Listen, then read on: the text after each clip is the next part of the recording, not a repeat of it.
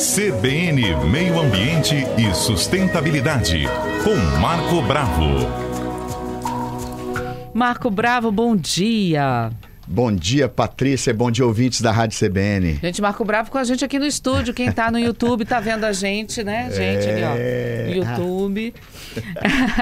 Marco, então, já adiantei aqui para os nossos ouvintes que o nosso assunto é formiga. Isso. E o curioso, eu até instiguei um pouquinho para ver se eles já perceberam isso na casa deles. Às vezes você tá ali do nada, vê uma formiga sozinha. Você fala, como assim? Onde é que ela apareceu? E se você investigar um pouquinho, logo em seguida você vê um caminhozinho de formiga. Isso. Elas saem de dentro do rejunte. É verdade. Como é que pode? As formigas, a gente vai classificar primeiro, pertence ao filo Artrópoda e ao reino animal. Formiga pertence a uma classe chamada insecta. Formiga, cupim, abelha, e baratas e outros. Representa cerca de 90% das espécies do planeta. Se você juntar todos os insetos, eles têm uma representatividade muito grande em relação às outras espécies. Então, são extremamente organizados. Estão aqui muito antes do homem. Quer dizer, bem antes do homem, a classe insecta já estava aqui no planeta Terra. E as formigas, elas têm uma organização social, tanto é que é chamado de inseto social. Abelha, cupim e formiga são insetos sociais. O que é um inseto social? Ele tem uma divisão em casta. É dividido em tarefas. Tem tarefas. Você tem a rainha... Você tem, de certa forma, os machos reprodutores. Você tem o voo nupcial, né? A tanajura, que a gente chama de abelha rainha, de formiga rainha, ela tem o voo nupcial, onde ela libera feromônios, Patrícia, para atrair os machos. Os machos voam, copulam e morrem. Com as abelhas é a mesma coisa. A abelha rainha voa, libera feromônio, atraindo 16, 18 machos. Ela copula com vários para proporcionar variabilidade genética, porque ela vai armazenar sêmen de vários machos.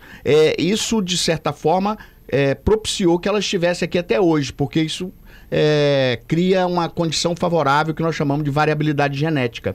Olha que interessante. E as formigas não é diferente. As formigas têm uma organização, tem os soldados, tem as formigas enfermeiras, você tem a rainha, você tem os machos férteis que vão copular a fêmea no período reprodutivo. E, inclusive, nesse período reprodutivo é muito comum na cultura indígena e no interior também as pessoas se alimentarem daquele abdômen da formiga, né? Porque a formiga tem um corpo dividido em cabeça, tórax e abdômen e 3 pares de patas, quer dizer, você tem aí uma organização estrutural. Ela tem um esqueleto externo, a gente chama de exoesqueleto, para proteger uma armadura à base de quitina. A quitina é um polissacarídeo, é um açúcar. Então as formigas, elas se adaptaram muito bem ao meio urbano, porque elas já estavam aqui. Por exemplo, aqui nesse local da Gazeta, aqui nessa, que era uma área de Restinga, perto do Manguezal aqui, que está ali no Álvares Cabral, que está naquela região ali, perto da prefeitura, com certeza elas já estavam aqui muito antes. Então elas estão ocupando o seu lugar e se adaptaram ao meio urbano. Não sei se você já brincou com trilha de formiga. Brincar de tirá-las do caminho? Só você passar o dedo assim na trilha, as que estão atrás ficam perdidas, porque eu alterei o cheiro da trilha. A formiga vai liberando odores, aromas que vão atraindo as outras. Então uma formiga vai atrás da outra devido ao olfato, devido ao cheiro. Quando eu brinco e passo o dedo na trilha, eu altero o cheiro, as que estão atrás ficam perdidas. Tadinha. Ficam perdidas. Mas eu já vi algumas recuperando o caminho de novo. Não, depois elas recuperam o caminho. Elas vão procurar, mas inicialmente ficam perdidas, né? Quer dizer, você tem formigueiro que escravizam outros formigueiros para trabalhar para eles. É escravagismo ou esclavagismo.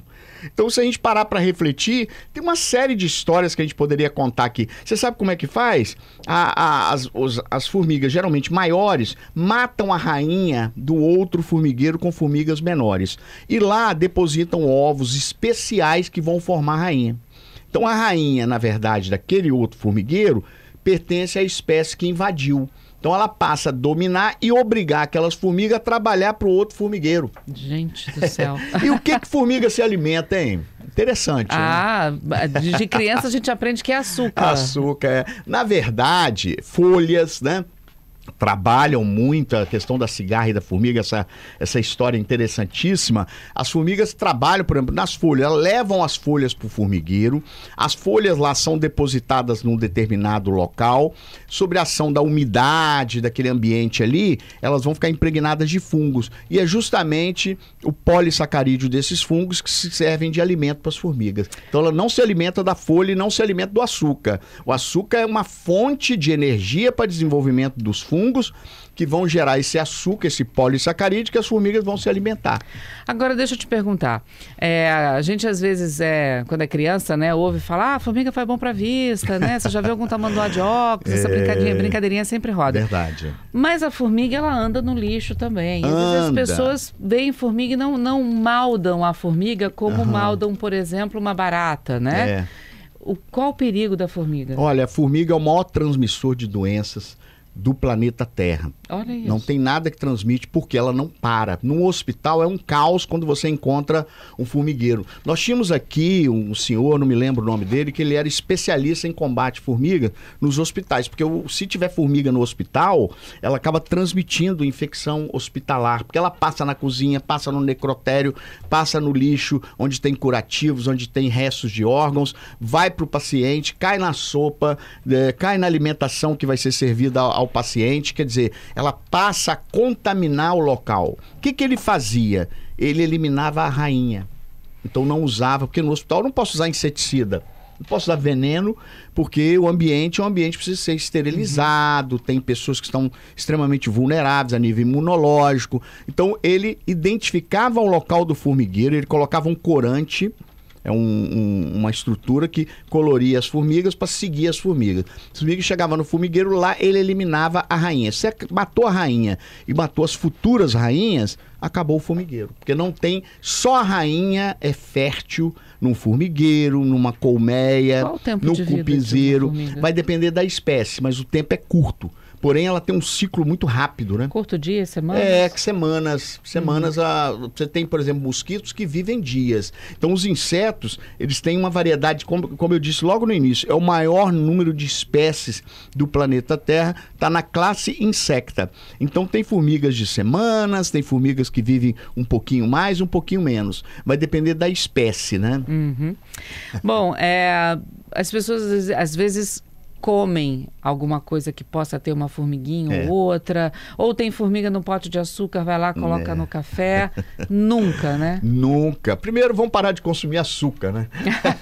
É uma boa sugestão. Se você encontrar formiga no açucareiro, tenha como uma questão didática. Pare de comer açúcar, joga aquele açúcar fora. E não compre mais. Não compre mais. Pare de consumir açúcar, é um veneno. Foi o açúcar que causou esse dano de obesidade na espécie humana. Não tinha açúcar.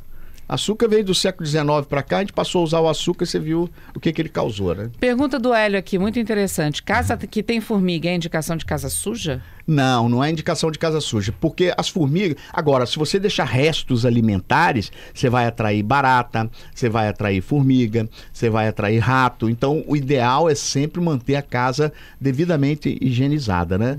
Mas a formiga, ela pode estar naquele local ali no quintal... Ela invade sua casa em busca de alimentos, ou de abrigo, ou de proteção. Às vezes o formigueiro é debaixo ali do piso da sala, na cozinha, né? Quer dizer, mas não necessariamente uma casa que não tenha a higiene devida vai atrair mais formigas. O Franco, olha, eu tenho muito problema no meu terreno com formiga cortadeira e formiga fogo. A cortadeira, eu pego uma folha de mamona, pico em pedacinhos, né? Dou para elas somem por um tempo, mas depois elas voltam. Agora a formiga fogo, essa é tensa de tirar. É difícil de tirar. Nós temos hoje alguns métodos que você pode utilizar para afugentar as formigas, né? As formigas, assim como os insetos, são muito olfativos. O que é um inseto olfativo? Ele utiliza muito o olfato. Então, cheiros desagradáveis acabam afugentando as formigas daquele local.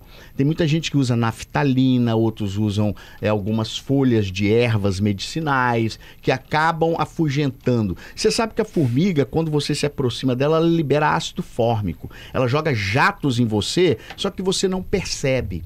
Formiga, barata, por isso tem aquele cheiro de barata, não tem um cheiro de barata? Aquele é ácido fórmico que ela lança em você. Nós podemos também usar o controle biológico de pragas, onde você tem inimigos naturais da formiga que acabam eliminando a formiga. Ou um inseticida, mas tem que ter muito cuidado, né?